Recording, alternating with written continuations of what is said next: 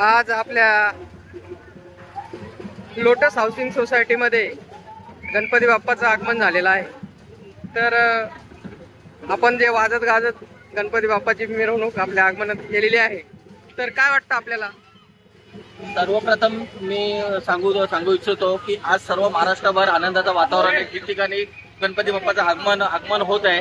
पण आगमन होत असताना आम्हाला त्या गोष्टीची खंत पण आहे की आज आम्ही गणपती बाप्पाचं घेऊन येताना आज ठिकठिकाणी एवढे खड्डे भयंकर पडले आहेत। मी महानगरपालिकेला विनंती करतो की जसं तुम्ही गणपती बाप्पा विसर्जनच्या वेळेस तुम्ही हे खड्डे भरून घ्या, अन्यथा महाराष्ट्र नवयुवक सेना आपल्या पद्धतीने त्याचा दणका दाखवल्याशिवाय राहणार नाही।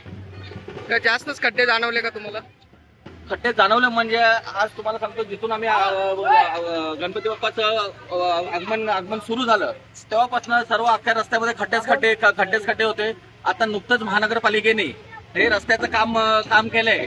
कोण बोलेल का हे काम रस्त्याचं काम केलंय करून? तर आम्हाला या गोष्टीचे म्हणजे खूप वाईट वाटतं की आमच्या गणपती बाप्पाला आम्हाला या खड्ड्यात आणावं लागतं। आपण एवढा टॅक्स भरतो, मग त्याचे त्यावेळेसच तुम्ही का विचारलं नाही त्यांना की आमचा गणपती बाप्पाचं आगमन होणार आहे, मग आपण हे खड्ड्याची काय व्यवस्था किंवा काय दुरुस्ती का नाही केली? आमची सुरुवातीपासूनच मागणी होती महानगरपालिकेला, तुम्ही जो टॅक्स घेता टॅक्स मध्ये ना तुम्ही लोकांना सुविधा देता, ना पाणी देता, ना रस्ते देता, ना कुठल्याच प्रकारची सुविधा देता, तरी देखील तुम्ही लोकांकडून प्रॉपर्टी टॅक्स वसूल करता।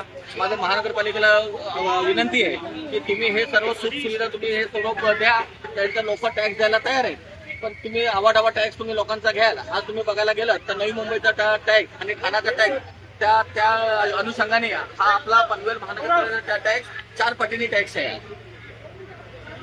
ठीक आहे, धन्यवाद।